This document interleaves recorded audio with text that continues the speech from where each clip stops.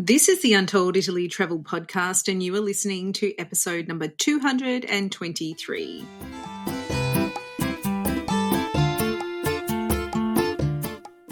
Ciao a tutti and benvenuti to Untold Italy, the travel podcast where you go to the towns and villages, mountains and lakes, hills and coastlines of Bella Italia. Each week, your host, Katy Clarke, takes you on a journey in search of magical landscapes, history, culture, wine, gelato, and of course, a whole lot of pasta. If you're dreaming of Italy and planning future adventures there, you've come to the right place.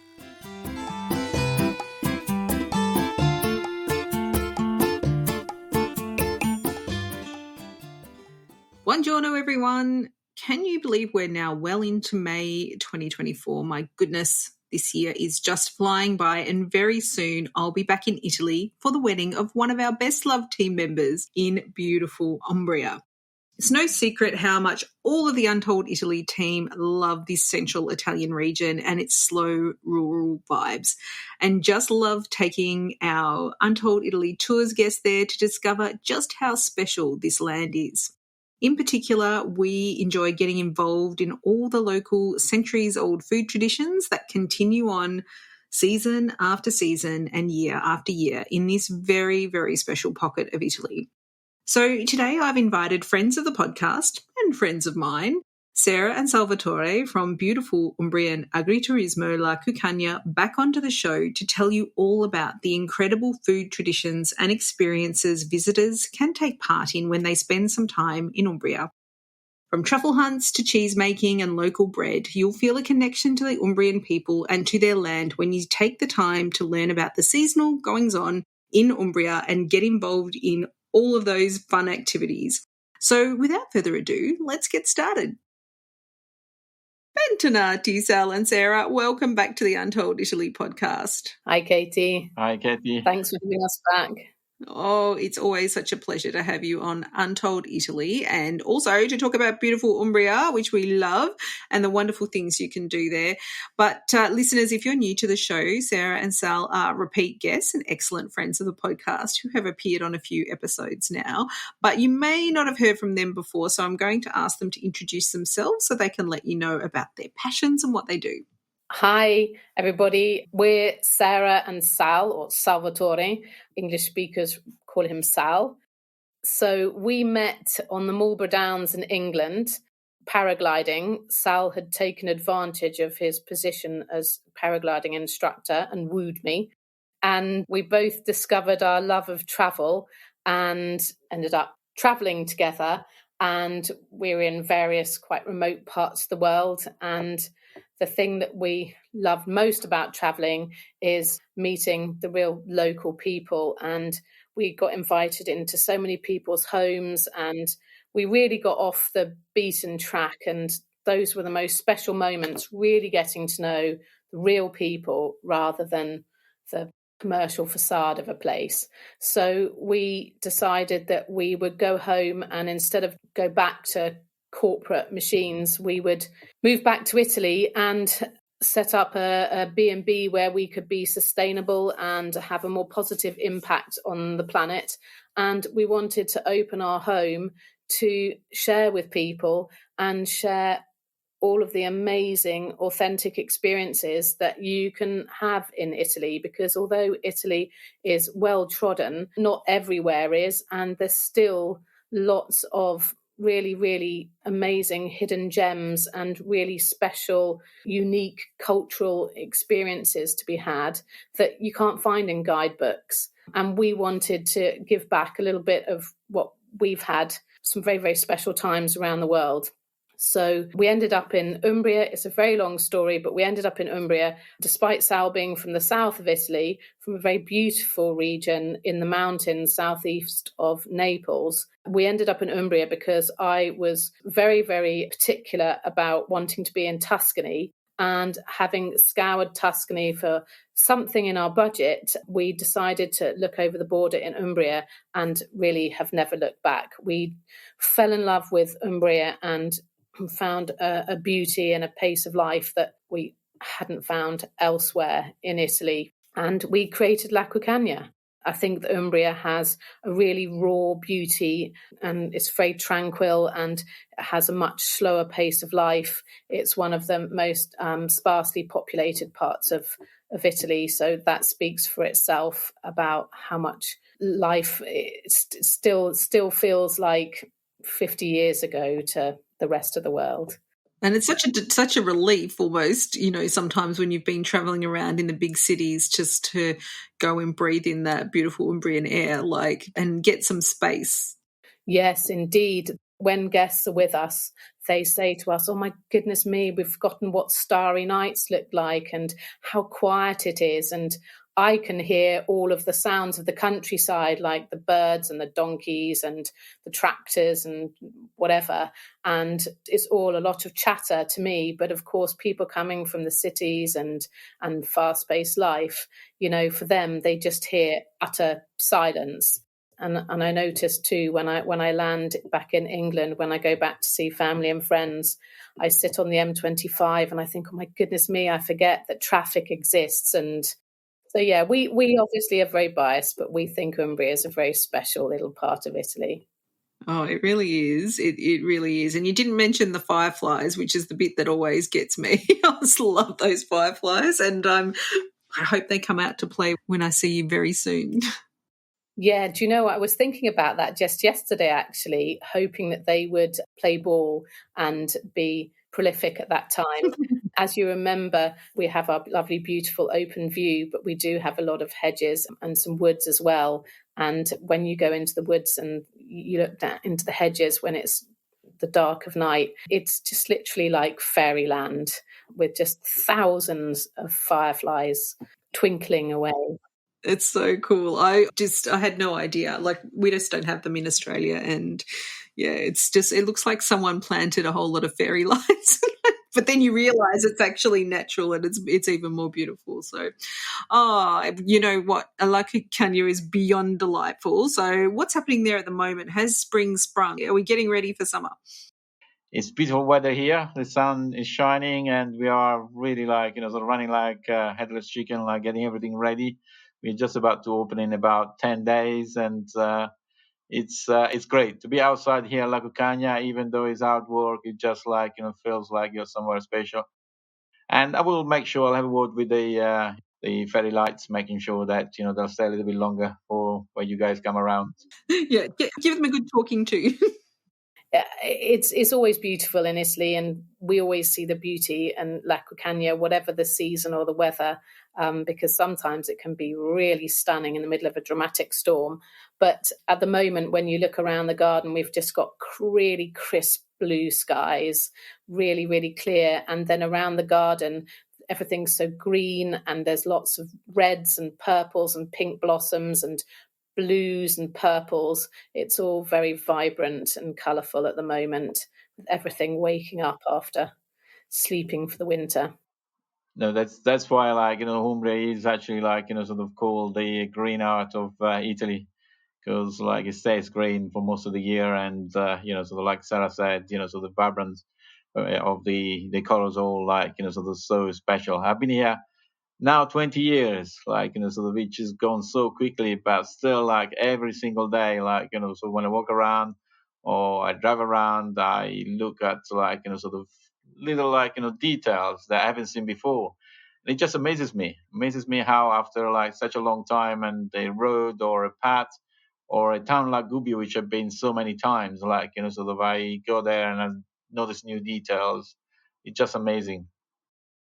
And I think that point about being the green heart of Italy, coming on to the sort of food experiences in Umbria, what makes the food special in Umbria, we've got green and we've got rolling hills and we've got mountains. So that means lots of fantastic pasture and good grazing. So we're well known for pigs and cows, but the land lends itself for producing really, really good cows and pigs.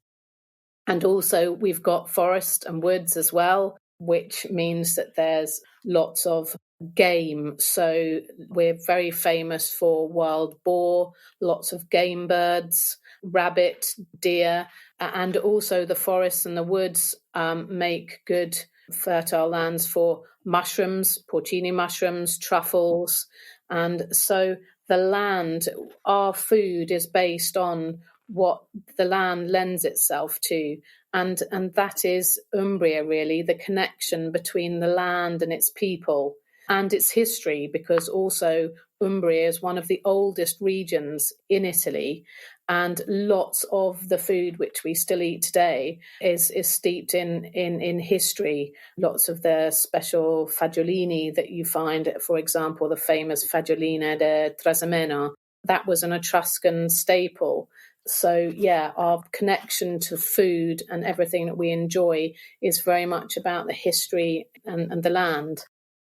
And I think it's really important to note for everyone that doesn't know a lot about Umbria is that it hasn't had a lot of outside influence. So for whatever reason, the French and the Spanish and all of those, they didn't really leave as much of a mark there as they did on Tuscany or some of the other regions. And so you've got, I think, more of something that is maybe like harks back to the older times of what life was like for people that lived in that region, many centuries ago. Probably is not that much different then as it is now.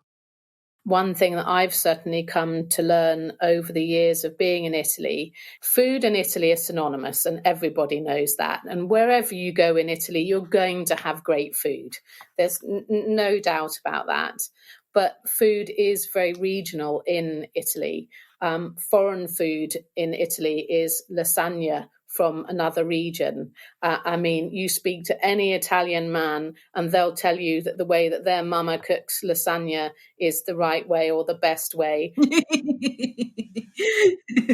All right, I'm in trouble at our house because I don't particularly like the way. I just find it a bit rich because the one my mother-in-law makes, which is from where you're from, Sal, is with eggs and peas. But I find that it's a bit much for me. But yeah, it's so true. Like different regions have different recipes and different ways of doing things, but it all tastes delicious.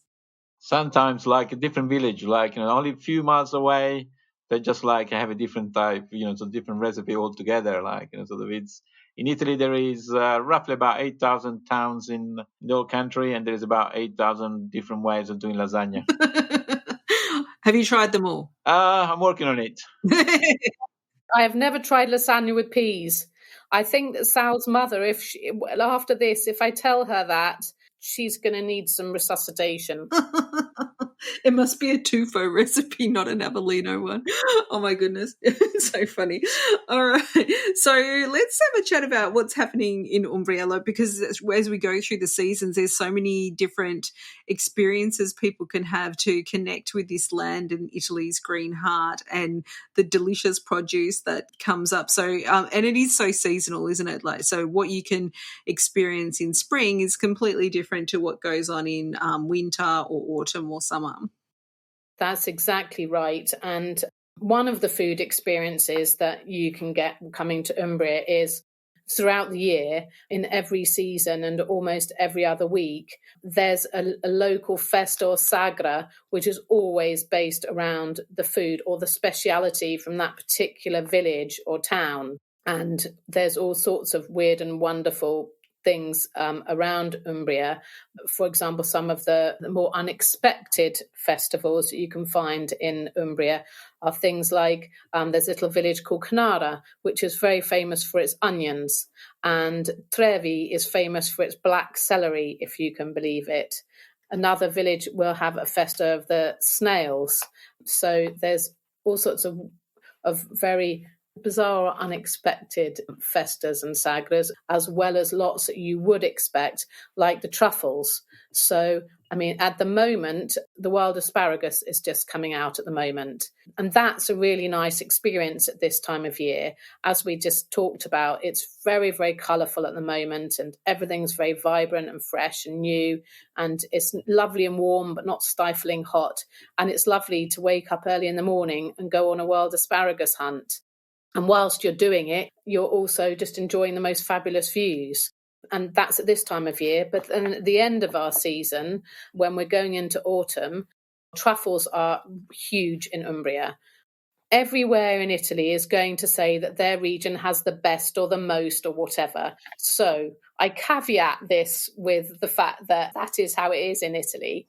But some people suggest that Umbria produce the most black truffle out of any other region in Italy. But we are famous for our truffles, but also we're fortunate enough to have white truffles too.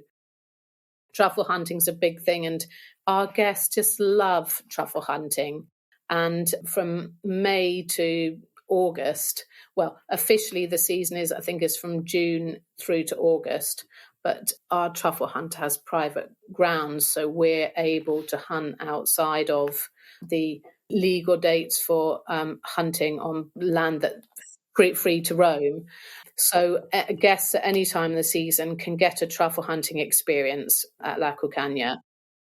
We've had the opportunity to experience a few truffle hunts around the beautiful country of Italy, and some are a little bit more polished than others, and I feel like when it's polished it's a little bit suspicious, because the reality is that you're not going to find truffles necessarily every time you go out into the woods, and you're certainly not going to find ones as big as golf balls every time.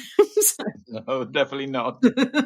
So what I think is really nice about Umbria is that it's a region that's relatively untouched by the tourism machine. So it's not, I don't want to say managed, but it's not slick. And I think there's a real charm in that. Well, exactly. And like this podcast is food experiences. And I think that's another reason why the guests love our truffle hunts, because Diego, our truffle hunter, he comes up to La Cuccagna and we introduce him, and we send our daughter out because he doesn't speak English, and our guests generally don't speak enough Italian to understand what he's talking about.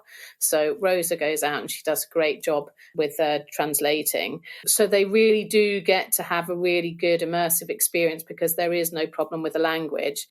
But that in itself is an experience with Diego rabbiting away passionately about it, and Rosa trying to keep up with the guests asking coming at her from all directions, asking questions, and Diego excitedly giving answers, and at the same time the dog's sniffing things out and things are being dug up. So it's really, although it's a calm experience, it's actually quite a lot going on. But one of the things that they really like is they go down with Diego and you're in his pickup, which is not a polished, you're going on a real experience. You're going to work with him. It's not about, right, this experience is for these tourists. It's, I'm going out to work, you can come and join me. So he looks and smells like the country. It's that whole experience that you get, that you're not being picked up in a nice bus, but you're enjoying the earth and the land. And then normally when guests go out on a truffle hunt, they've normally asked Sal whether he can do a pasta making course.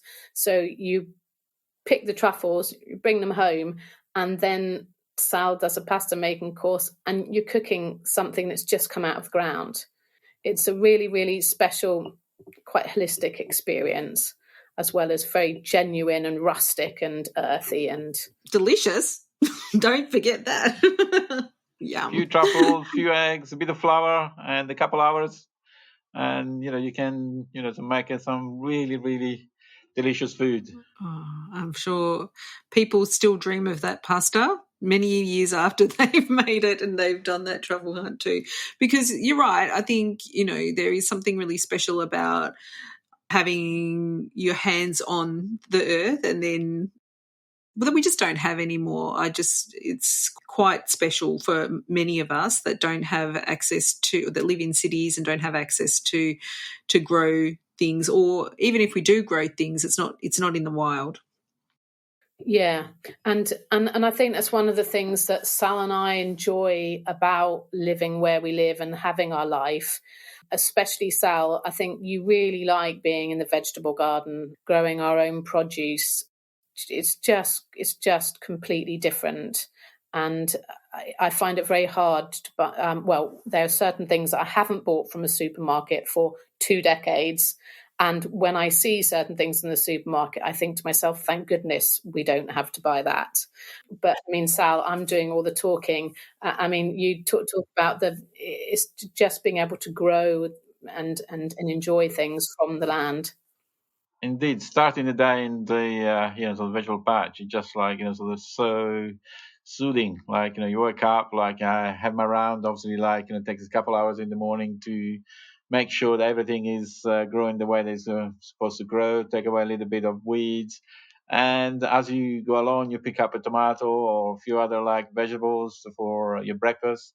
I normally have my breakfast in my vegetable patch, and it makes such a big difference. I mean, if you look at cost, probably like it would cost a lot less to go to a shop and buy what I produce, but the product that we produce is so much different, so much different, and also like so it makes like the way like so all year round we don't actually just produce and eat it just on that day. We actually, make conserves as well. So there are time of the year where like we'll be doing like, picking tomatoes every couple of weeks, bringing them in, washing them and making them into passata, jarring them and like, vacuum packing them and storing them for the whole year. And so much, sort of beans, like, sort of, and all the products that we produce, we normally trying to work with it and preserve it for using it all year round. I mean, like there are not many things that we actually go and buy from the supermarket, apart from like the stuff that we cannot make or produce. So we have a friend of ours who lives down the hill, and we call him the fruit and veg man because to guess, because that's what he does. He has enormous fields. He grows fruit and vegetable, and he drives around and delivers to the locals. So when we're in season, any of our guests who have little kitchenettes and stuff, they can put in an order with him as well. And in the winter, I mean, I'm always really grateful that guests would like to use him, although guests are also free to pick from our vegetable garden as well. And guests can often be seen going up and picking a few courgettes or aubergines or tomatoes for their supper.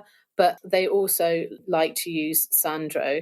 But I always feel really guilty because we rarely order anything from him ourselves because we produce so much ourselves. So he fills in a few gaps, but nevertheless, it's part of our weekly routine. He always stops off when he delivers on a Wednesday morning. He stops off and he comes and he needs his coffee with Sal in the morning, and they're supposed to have a 5-minute chat, but it's normally about an hour.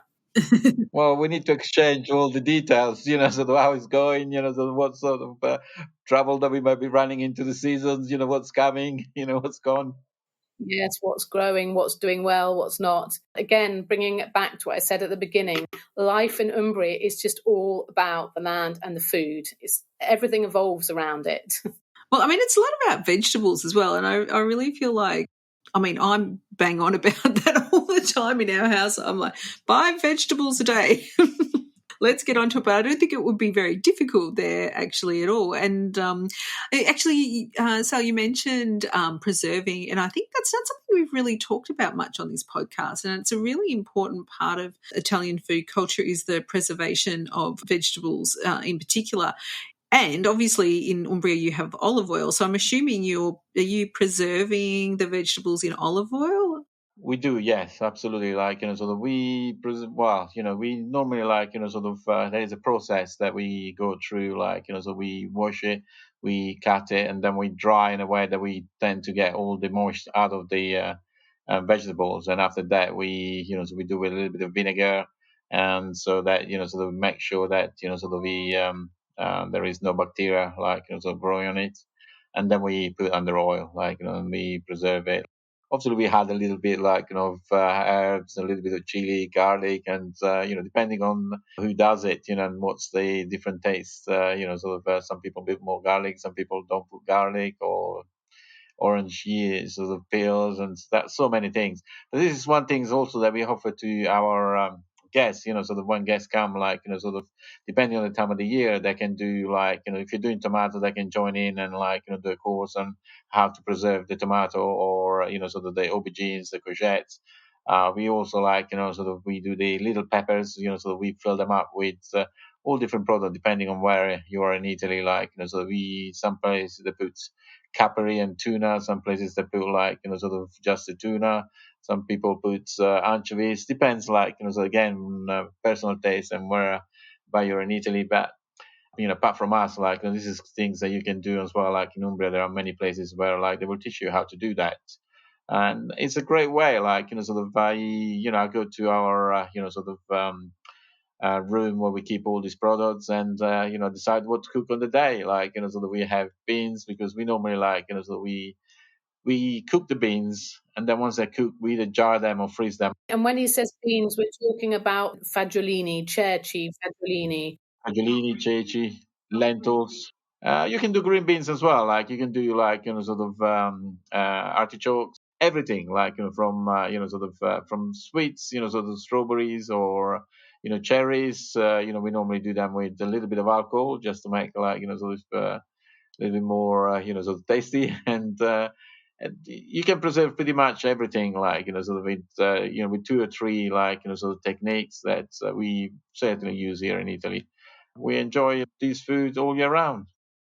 Certainly at La Cuccagna, when it obviously we can't ever plan when we're going to do things because it depends on what's happening with the weather and the season as to what day is right for picking and what and where and when. But everything, not just the tomatoes and the aubergines and the peppers, but also things like we've got fruit trees and we make our own jams and that we serve in the dining room for breakfast. If we're picking something and we're turning into something that day, then guests are very welcome to come in and join in on those experiences. And we use traditional rustic methods and recipes to ensure, we're a certified organic farm, so we don't use anything chemical, and we keep it real so that you can really taste whatever it is you're working with. Mm-hmm. Obviously, Umbria is not known for lemons, but we do have a lemon tree, and Sal makes limoncello every year from the lemons. So, it's even things that you wouldn't think about Umbria. If we're doing something at a time, then guests are welcome to join in. There's actually nothing quite like going into the cupboard and finding a jar of roasted peppers in oil and just putting it on your toast, and it's like striking gold, I reckon. There they are. There's this it's in the middle of winter and you just wanted something light for lunch, and you just have like a little piece of toast with your peppers on top, maybe some cheese. Perfetto. One thing I would like to add, I think which I find is the most important lesson I've learned in life. We go with nature. We don't force nature. We go with whatever nature is providing at the times. That's what we work on. There's no point trying to force something which is so much bigger than us and so kind to us as well. Even though so we are not so kind back to nature. But just follow what nature is giving us, and I've found in the last 20 years is certainly most of the time working really well. Yeah, I think that's such a good point. I mean, I know it's like a point of pride for some people to actually, grow certain things in certain places where they haven't been done before. But sometimes it's, ease of doing something. It's there for a reason. You don't fight it, you feel it, and go with what's worked for a long time. Yes, and actually thinking about that, we've been talking a lot about food, but actually wine. And of course, again, you can't go anywhere in Italy without having the most amazing variety of wines. Every region has fantastic wines and all have their own protected and certified IGT and et cetera, et cetera. But although there are many, many, many vineyards in Umbria, and that's another big food experience is wine tasting. And there are so many vineyards and so many small family-run organizations too. But one in particular that we use, the guests just love, thinking about what you were saying about just working with what was originally there, and it's there for a reason. This particular vineyard only grows grapes that are indigenous to the area. And so apart from the fact that they're completely biodynamic, they don't use any chemicals. So each year their wines taste different because there's nothing interfering with them other than nature. And they don't even use tractors to maintain the land. They use horse and geese. So you don't even have tractors impacting the earth and what's happening with the roots of the vines. I say to guests, you're tasting Umbria because the grapes are just from there. It's how wine has evolved from our area. It's not to say that we don't also recommend lots of other vineyards to guests. In fact, lots of guests come and they want to go on 2 or 3 different wine tastings, and that's another thing that's so nice to be able to help arrange for them, because they can go to 3 different vineyards and have 3 completely different experiences. That one in particular, they really are just sticking with what nature intended on their piece of land. I just think it's fascinating. Even if you're not a wine drinker, you've got to really respect both the art and the science that goes into making this amazing drink that's been around for millennia. I've just been listening to another podcast actually called The Ancients, where they went into the history of wine, and it's so fascinating. But there's the difference that one side of the hill can make to the taste of the wine, and the fact that the winemakers know that that's the case, and I'm sure it's after many, many years of tasting and all of that. But it's really, to me, it's so dedicated. And for someone myself, my nickname should be Katy 20 tabs, because when I've got a browser open, I've got about 100 tabs open.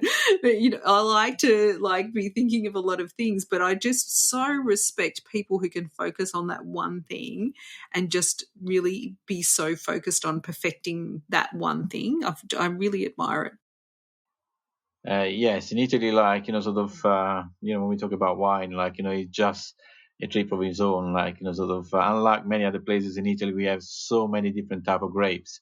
We have hundreds different type of grapes, and in the 20 region, in Italy, each region produce their own, wine, which you just find in that region.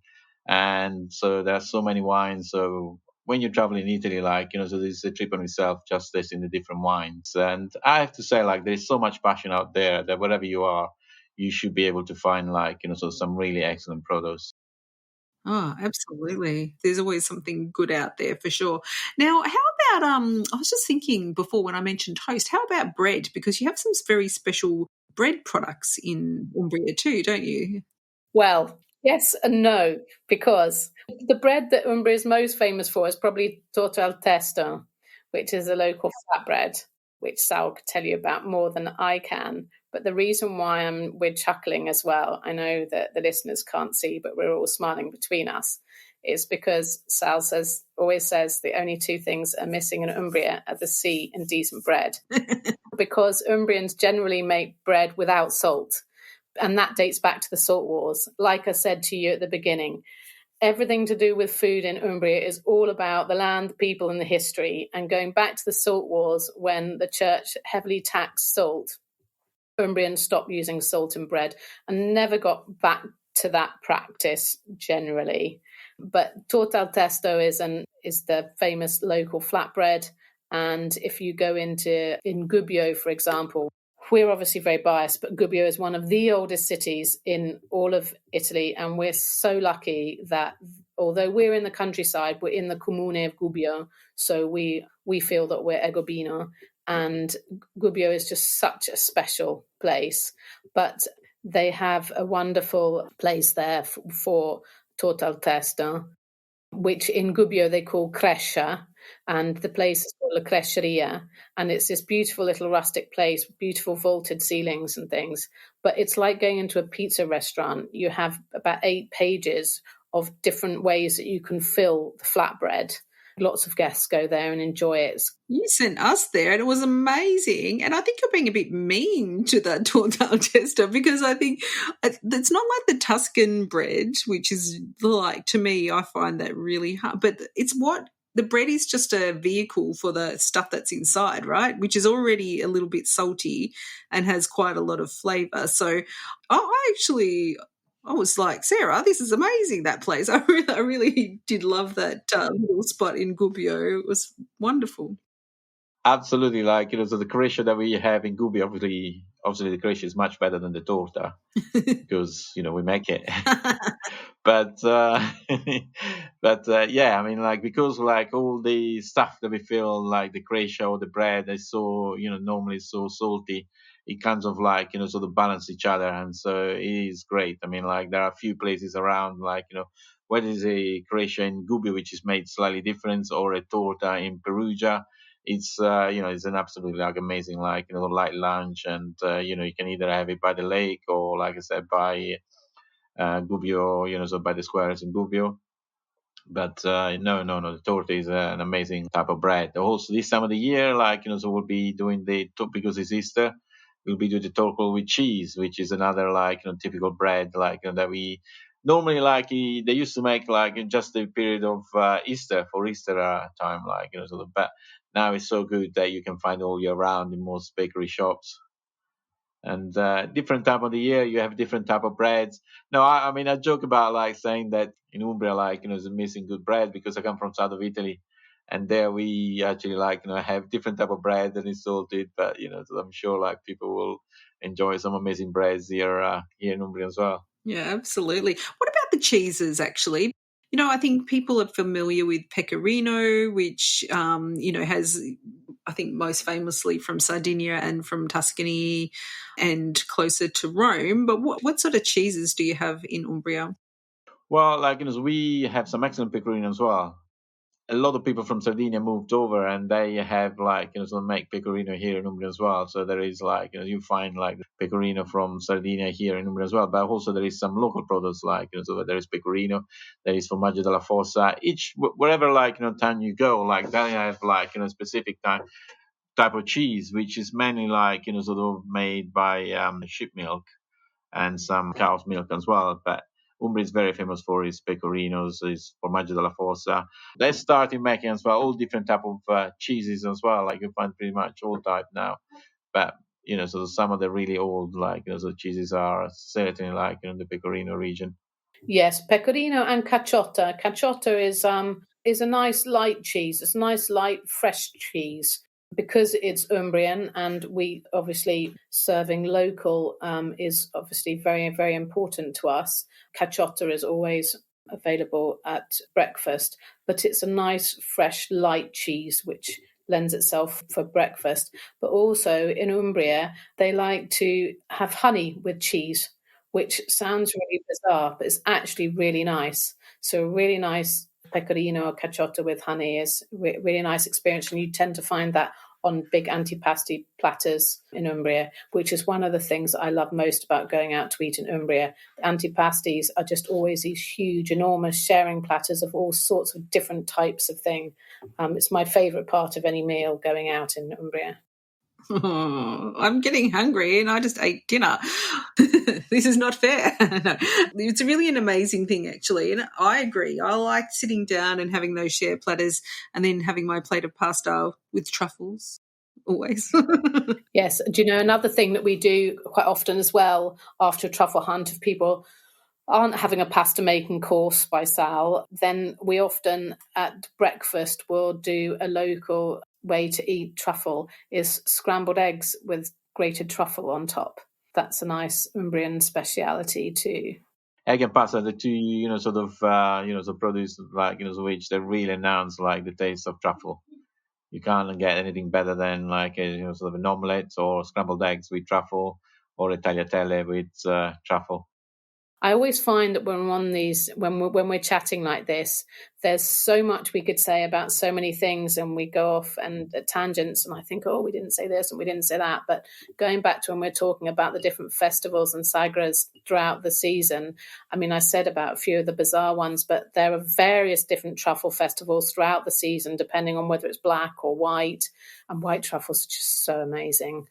But yeah, it's really nice to, when you go to the festivals, they're serving truffle in all sorts of different ways that you just wouldn't imagine, and all sorts of different truffle products. So when we talk about food experience, it's not just about eating it, it's about engaging with it in marketplaces and socializing with people. And Bavagna is one of our many beautiful little medieval villages in Umbria. And twice a year, they have a big medieval festival. And it's amazing. Guests always come back having loved it. And people are always dressed up in medieval costume, but the village is just full of just big wooden tables in the squares and the streets, and it's all about eating and drinking. So although we've talked about specific foods in Umbria, and we've barely started the list of specific foods in Umbria, but it's also, food is just always so central to everything that it's hard to come to Umbria. Well, it's impossible to come to Umbria and not have a food experience, because even like the medieval festival is all about anything medieval, but it's always about sitting down and drinking and enjoying food and drink and company and absorbing the atmosphere. And yeah, food is just central to everything. I wonder if the medieval people of Umbria had truffles on the menu. I'm sure they did. One thing in Italy from day one, sort of its food is very important. We say there are few pleasures in life, and food is certainly one of the most important ones. And I think in those days they were smarter than us, so I can't imagine that they weren't enjoying truffles. Yeah, sometimes I think we like to think they were eating gruel and, great hunks of meat off bones, but I'm pretty sure they were quite smart, actually. But yeah, it's a very amazing thing to visit at Sagra, and I can even imagine that having a medieval theme to it as well just gives it that extra edge. Yeah, it's really, really special. Like I say, Bavagna is just one of many beautiful little medieval villages, which I think is one of the real beauties of Umbria. I think a lot of guests, when they come to us, they're on a sort of bigger tour of Italy, and normally Umbria is the only place they come to that's real proper countryside. They've done all the big tourist spots, and then they just find this huge contrast. And although there are some bigger places to see in Umbria, Umbria is famous for Assisi and Perugia, but actually they love the little villages most because it's such a stark contrast to everything else that they're perhaps seeing and experiencing in Italy. Yeah, absolutely. And quite a few episodes ago, we had a woman who runs villa rental agencies across Italy, and we just both agreed, her name's Jo, and we just both agree that if you can build some countryside time into your busy Italy schedule, you will never regret it, ever. It's just something that will be special. All of it's special, but in a different way. It's a contrast. Yes. Lots of guests, once they've got back home, they write and they thank us and they say what special memories they managed to make when they're at La Cuccagna and Umbria, because it is so different. And of course, all of the amazing places to see in Italy, you have to see them because they are fantastic, unmissable. Like Venice, I just think is absolutely incredible, even though Sal and I, being in a place which is full of tourists, is not us at all. But how can you not go to Venice? It's amazing. But you go knowing that you're going to be surrounded by tourism and tourists, and that's what it's all about. But it's amazing. But then Umbria is just such a different experience. And I guess coming back full circle to the beginning, that's what we were trying to achieve with La Cuccagna. It's those off the beaten track, authentic experiences. So it's not taking away from all those amazing wonders that you have to see when you come to Italy, but it's just in Umbria, I just feel, like I say, you find a beauty and a tranquility, and it's just real. It's just real people, real lives. And people go to Gubbio and go, oh my God, it was a real place, and we didn't hear English being spoken, and it was full of Italians and just real life. And so people feel like they're just having a taste of authentic Italy. Absolutely, absolutely. Did you have any other special experiences that you want to share? All I'd say is we've barely scratched the surface today. There are so many experiences to have. So I don't know where I'd even start with the next one, but even just something quite unobvious, there's Perugina, the chocolate factory. I mean, it's not an off the beaten track experience, but as much as we've got all these really lovely rustic experiences that you can have, then there's also some, literally every single food group is covered in Umbria in some shape or form, including chocolate. And we even have the European Festival of Chocolate in Perugia for 10 days in October, which is a nice event too. Well, you've heard it here first. Chocolate is a food group. Yes. I wanted to add, starting from the beginning of April until mid to late November in Umbria, every weekend there is about 4 or 5 different sagras. But not just the sagra, there is also a lot of festival, Festival Medioevo. There is a festival in Spello where they reenact Roman time, the 2 eyes, they do it on the beginning and the end of the summer. They also have the flower festival. Another amazing experience is to go and see the flowering of the lentils and the poppy flowers and everything else in Castelluccio di Norcia. That is one in a lifetime experience. If you can actually get there at the time, when it's in flower, it's just an amazing experience. And then they have some excellent pecorino cheese and to taste on the local restaurants in Castelluccio. There's so much so that we would need hours and hours to actually just look into it. It's my best advice: come and have a look and so see by yourself and enjoy it as we have been doing for the last 20 years. I'm glad you mentioned Castelluccio, but I'm kind of nervous about that beautiful place. There's so many places like that in the world have been a little bit discovered by too many people, but I really hope it retains its rustic nature because it is absolutely stunning. And I mean, I'd love to send people there, but not too many. I don't want it to be ruined. There's no danger of Umbria and especially Castelluccio di Norcia ever being overrun. Even if we doubled or tripled the amount of tourists we have each year, we're still not a scratch on Tuscany or any of the other places in Italy. So I know, but we want to keep it like this. And it will stay like that. In our lifetime, I don't think Umbria is going to become overrun or spoilt. Well, actually, that's really funny you say that because when I was in Berlin recently at a big travel conference, there was every single region there, but I don't recall seeing Umbria at all. We're so special, we're hidden. So, Sarah and Sal, thank you so much for sharing all these beautiful local and seasonal experiences. And for everyone listening, taking part in something like this will really be a special part of your trip and something that you will treasure for a very long time. We build these type of experience into our small group tours, but as if you stay on an agriturismo like La Cuccagna, you can actually take part in them yourselves all across Italy. So, Sarah and Sal, can you remind our listeners how they can stay in touch with you and learn more about beautiful La Cuccagna?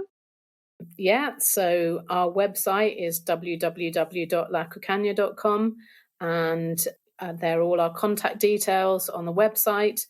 And we love hearing from people and we like to help make people's holidays really special, even if sometimes that means we're telling them to go elsewhere, depending on what they've said that they want to do. So yeah, please do get in touch with us, come and see us, come and stay with us, and we'll really hopefully help you make some special memories. And Katy, thank you so much for having us again. We always really enjoy it, and thank you very much. Oh, grazie mille to you too. I love having you on, and I'm really excited to be seeing you in a few weeks in person for a change. Exciting. Yes, indeed. We're very, very excited about that. Ciao, ciao. So what do you think? Are you ready to slow down and enjoy life Umbrian style? The rural lifestyle that this region is famous for is something easy to experience on your travels, so I really encourage a detour off the well-worn Tuscan path to take a dip into beautiful Umbria. And if you like the sound of it and its enduring food traditions, but you would prefer not to drive and have everything taken care of, we would love to have you join us on tour as we explore Umbria during the harvest season in fall or the festival season in spring. There'll be delicious porchetta, local wine, freshly made cheese and olive oil for which the region is celebrated. You'll find all the details on our website at untolditalytours.com/Umbria. That's Umbria. And you'll definitely want to go check out La Cuccagna and the stunning infinity pool that they have overlooking the beautiful Umbrian countryside. Sal and Sarah have done a beautiful job of balancing their farm life with all the facilities for a relaxing, gorgeous getaway. You can find all their details on the show notes at untolditaly.com/223 for episode number 223. Grazie mille. Thank you, all our dear listeners, for your ongoing support of Untold Italy. We really hope you enjoyed today's show. And if you did, then it would be such a great help if you gave us a rating or review in your favourite podcast app. If you're using Apple Podcasts, then you need to go down to the show page for Untold Italy, not the episode page, and scroll down until you see ratings and reviews. And this is where you can leave your beautiful review there. We just absolutely love reading them. On next week's episode, we're going to take another virtual trip to beautiful Italy and uncover experiences that you may not have considered when planning your trip. But until then, it's ciao for now. The Untold Italy podcast is an independent production. Podcast editing, audio production and website development by Mark Hatter, production assistance and content writing by the other Katy Clarke. Yes, there are two of us. For more information about Untold Italy, please visit untolditaly.com.